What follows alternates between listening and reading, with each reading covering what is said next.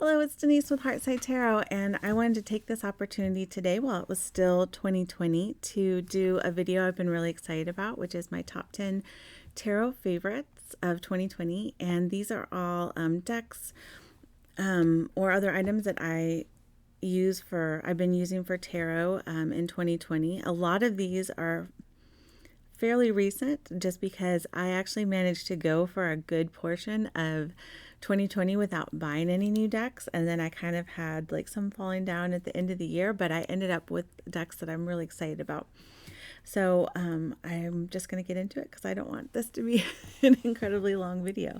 So the first deck is the Scorpio Sea Tarot by Maggie Stiefvater with a text by Melissa Sinova, and this is just one of my, I think this is going to be right up there with one of my all-time favorite decks. So it has a nice guidebook. The guidebook has a full color, picture, full page, and some text. It has some good messages. I really like what it has to say. It doesn't have like a lot of information on each card, and it doesn't have specifically like why the artist chose all the imagery, although it does talk a little bit about the images in this deck. But the images are why I really enjoy this deck. It's just kind of different. It's very different, and I really, really like it. Like that magician. I don't know. There's just something about it that's like playful and fun, but it's not like a really light deck. It's not, all hugs and everything, but it is, I don't know. It's just something about it. It just really caught my imagination, and I really love using this deck. In fact, for a while after I got this deck, and I had pre-ordered this one, I would pull a card and then I would carry it with me in my traveler's notebook where my bullet journal was, and just kind of, have it there so that I could use that as a focus throughout the week. And that, I don't know, I just feel like a connection with that deck. So the next one is the Star Tarot, 2nd edition by Kathy McClelland. This one I love. It's just amazing. I had been thinking about buying the Star Tarot for a long time, and then I finally did, and I just absolutely love it. I love the guidebook. It still has like a color image of the card, but it is a smaller image, but it just has so much information about the cards. I mean, the guidebook is one of the reasons that I love this deck, but I don't just like it for the guidebook because the cards are absolutely amazing. I mean, they have like this nice gold edging on them. The backs are gorgeous. The colors are just so vibrant and beautiful. I love like the blue tones in the deck. And the cardstock is amazing. It's just, there's so much great stuff about this deck. It's not like an overly large deck, but if you just look at like spread out, it's just so vibrant. And so I have used this a little bit. I haven't really had a chance to read through the entire guidebook or really dive in deep with this deck, so I'm really looking forward to spending a lot more time with this one in 2021. So another one that I've gotten kind of recently is the Living Tarot. Now, I got this one on Etsy. I believe the shop name is Living Tarot Magic, and this one was so special, and I was so excited to find this because this deck is printed, I think, in a sustainable way, and I think it uses plant-based inks. There's just a lot. It's a very eco-friendly deck, and this is the guidebook. It just comes with a little guidebook, which has like little short handwritten notes for each of the cards. It's not a whole lot of information, but you do still get a guidebook, and the imagery, let's see, here are the backs. The imagery is in like a black and white, kind of like grayscale imagery. It's all like nature based. there's a few items, I think like cups that are man-made, but it's just really, I don't know. It's not necessarily, I wouldn't call it simple, but it's very, it's just got there's a lot of space in this deck. And so I just feel like it's very relaxing almost to work with, because there's just not too much going on. Like it's just enough for me to read with without a lot of extra. And I really like that about this deck. And I like the fact that it doesn't use any plastic packaging. And so, I don't know, this one has been really fun to work with. It came with this little bag instead of a box, which I actually like, and it feels like the cardstock feels really sturdy, so I think it's going to last for quite a while, and I'd like to work with this one more in the coming year. All right, so here's another one that I've gotten fairly recently, and this is Journey of the Sacred Bee. And now I'm going to forget the name of the artist. Oh, surely it has to be in here. Kelly Burton. Okay.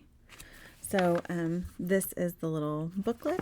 I actually was lucky enough to get like a signed edition. I'm such a sucker for that. With books and decks, if I can get one that's signed, I definitely feel it's extra special. So the first thing I love about this deck is just the color. I think this has got to be like about my favorite color. So to find a deck that, I mean, all the backs are this color. It's got like the metallic kind of teal color on the front or on the back and on the sides, and then it's just a very vibrantly colored deck. Let's see if we can, and the cardstock is really nice. It shuffles really well, and there's just a lot of good stuff to say about this deck. And I really like it. It's a collage style deck, and I used to not like collage style decks at all, and just kind of recently I've been really attracted to several with that kind of art style. I've noticed that my taste in art has also been kind of changing, so I've been finding that really interesting. It's just something I've noticed about myself as this year went on, and I'm interested to see if that continues that way. So now these are, obviously they're not all decks that came out this year. Some of these are just decks that I purchased this year. And so some of these, like this next deck, has been around for a long time, and this is the Hanson-Robert Tarot. But I just actually purchased it in 2020, so that's why it's in my list, because it is adorable. I think that my favorite part about this deck, I love the back, but it's just the size. It fits in my hand so well. I love the size of this deck. It has kind of a very fairy tale quality to it, and I really love that about the deck. And it's just easy for me to read. It's just something that I feel very comfortable with. I don't have to think about. And a lot of times when I'm doing a reading for somebody else, I'll pull this deck out, because you can actually fit a lot of these cards on the table because they're smaller. They don't take up quite as much room. I can get more of them in a picture. And I can also just read them really easily. And so I've been using these quite a bit, and I'm going to continue probably pulling these out for readings. I love this one. It has a very Merlin look to it to me. So, all right. And that is the Hanson-Robert Tarot. And so, let me see if I can. Okay, and so another one that I've used quite a bit is And I was actually very surprised about this. This is the Gill Tarot. And this is by Elizabeth Josephine Gill. And let's see. Yeah. So this is just the little book that came with it. And if I remember correctly, I think when it was out before, it had an actual physical like guidebook. And I don't know if this edition, this is like one of the newer ones that US Games published, I think in 2018. But this, as far as I am aware, didn't have a guidebook, and I really wish it did. So this is the back, which is, when I first saw it, I was like, oh my gosh, that's just a lot. But the images are really nice on the front. So this, I feel, is kind of busy for the back, but I've kind of grown accustomed to it. And this is, so that's the Tree of Life. It's a system based on the Kabbalah. And I just really love the deck imagery. I love the size. I love the cardstock quality. I usually love US Games decks, and I really like that they have keywords on each of the cards, even on the court cards, which is interesting. So that's just something I really like about this deck. And then just kind of the simplicity of it. It's just, when you get down to it, it's almost like a pip deck. It's got the number, and it's got kind of an image that the number is incorporated in, plus a keyword. So that has allowed me to read the cards in it's very freeing. I kind of really, toward the end of the year, got into pip decks and reading cards just based on the numbers kind of first, and then going into the suits and the elements. So that's kind of freed up a little bit of my, I don't know, it felt freeing to me, I guess. And I was surprised how much I really liked this deck. And I used it for myself, and I've only ever used it for myself. It became just like a really personal deck for me. And so when I would do readings for myself or for my family, I would use this deck, but I haven't really used it for any other readings. So we'll see. I might eventually, but there's something about that deck that I just absolutely love. And it's just very personal for me. And so I have two more decks here. So one that I purchased, I think over the summer, was the Forager's Daughter Tarot. And if I'm right, I believe that there is a second edition that is available for pre-order right now. Because when I tried to look it up on Etsy, I believe that was the information that I found. Because I thought, but I'm not sure what the difference is between that edition and this one. This one I just absolutely love. Let's see if I can. I think it's very similar. So it has like a rose gold edging, and I love the backs. It's got a very Art Nouveau style, which I really like. And it's, nature-based, which I also like. I've gotten really into nature-based decks a lot this year, too. It's interesting. I used to not be able to read with like animal decks or nature-based decks. And there's still a few that I really struggle with, like the Herb Crafters Tarot. I have that one.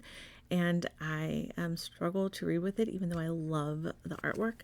But this one, it's just gorgeous, and I've put it all back in order now, but I actually have done several readings with this one, and it read really well. And I was surprised at how well I was able to read with it. So this has been one that I've only used for myself, but I feel like I'd be comfortable reading for others with this deck. Oh. And so I'm hoping to work with this one more a little bit this coming year in 2021. That's just fun to say. It's going to be 2021 soon. All right, and let's see. Oh, and it had a really nice guidebook. I forgot to mention that, but that has been really helpful as far as working with that particular deck, the Forager's Daughter Tarot. So this is, I think, the last deck that I have to show you. And this is the Angel Wisdom Tarot, and by Radley Valentine, published by Hay House. Now, I really love the Angel Tarot. And I know that's not everybody's cup of tea, but I love that deck. It was really it's really easy to read with that deck, and especially for other people. I felt like I guess angels are very popular and people connect with them a lot, so using an angel deck, I felt it just, I don't know, it clicks with a lot of people, and it's easy to read with. And so this is the guidebook that comes with it. It has a lot of good information in here. It's a pretty chunky one for the smaller guidebooks, and the back is all the majors. And I don't know, I really like the artwork. I think the artwork's by Dan Craig. Yes, Dan Craig. And I love the artwork. I think it's beautiful. I don't even mind the border so much, and the text. Actually, the text on the cards is one of the reasons that I love this deck, as well as the Angel Tarot deck. I get a lot of good intuitive readings through words. So when sometimes if I get stuck in a reading and I'm looking at a guidebook, I feel like just intuitively picking out the passages, it helps me deepen a reading. And for this, I feel like you can just like intuitively pick a couple words or a phrase that's on the front of the card and kind of get the same effect. So I really actually enjoy that. And yeah, so this has been really, really fun to work with. Oh, this one.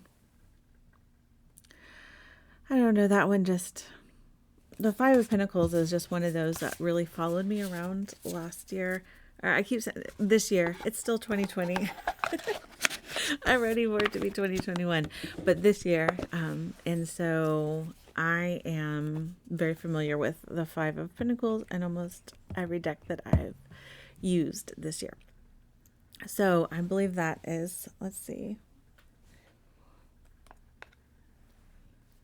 Yes, about 8 decks. And so then I have, now I had a bunch of tarot books that I started and worked with a little bit, or worked through a little bit and didn't actually finish.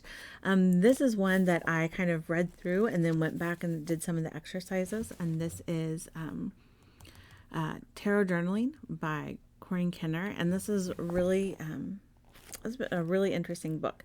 I'm not sure if it's still in print, but I found this one pretty easily. I found it used on Amazon, and that's why it's got this horrible sticky stuff that I can't get off. It's on the front, but this one's just had a lot of really good prompts, because tarot journaling is always something I've struggled with. I've kind of developed a new system that I'm doing this year. I'm sure it's a system a lot of people do, but it's new to me, and it's more of a freestyle tarot journaling. I had always just done readings, entered those in, and I didn't really journal too much about the cards. And the ones where I've tried to journal about the cards, I kind of organized it where I'm like, okay, I have this many pages per card, and set up all the cards, and then I didn't finish it, and that aggravated me. So I am looking forward to kind of just going through and using some of these prompts from this book. I've done a few already, and they're really fun. And this has just been a really fun book to work through. So of all the books that I started or tried to read or read part of, I feel like this one has had the most impact on my tarot practice for 2020. And this, let's see, Tarot Journaling by Corrine. So that's a good one. So I have one item that is not, because I believe that's up to 9 things. I have one item that's not a book or a deck, and that is this tarot mat.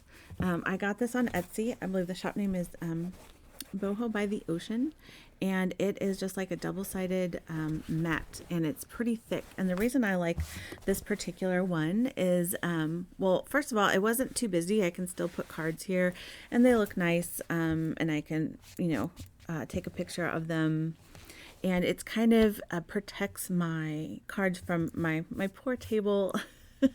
Has become kind of scratched and everything, and I don't want the cards to get scratched.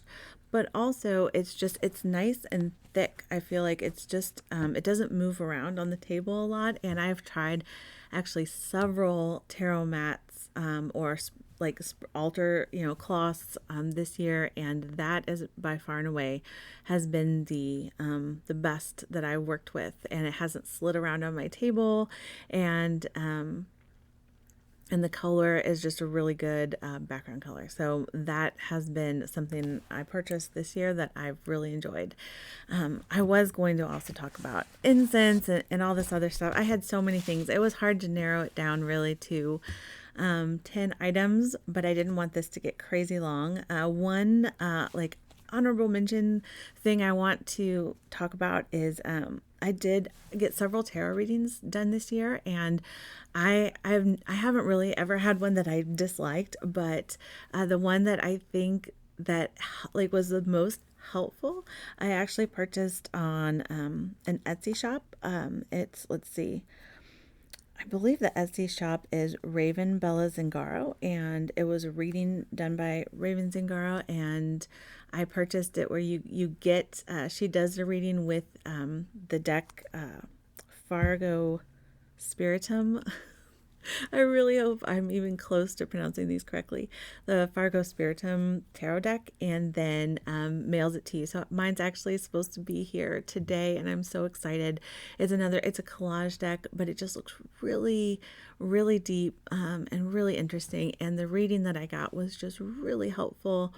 And it felt like it went really deep, and it was really enjoyable. So I wanted to mention that because I don't like to just give readings, although I do readings for practice. I do them every week for myself and for other people, but I also try to get readings because I love seeing how other people do readings, and I feel like even though I feel comfortable doing readings for myself, I really like the objective readings from people that especially the people that don't know me. So that is something that I actually plan to do more of in 2021, is to work with other readers and get other to get readings, just because I feel like it's like when I was a massage therapist, I would always, I worked all day long, and I wasn't taking care of myself by getting my own massages and everything. So I feel like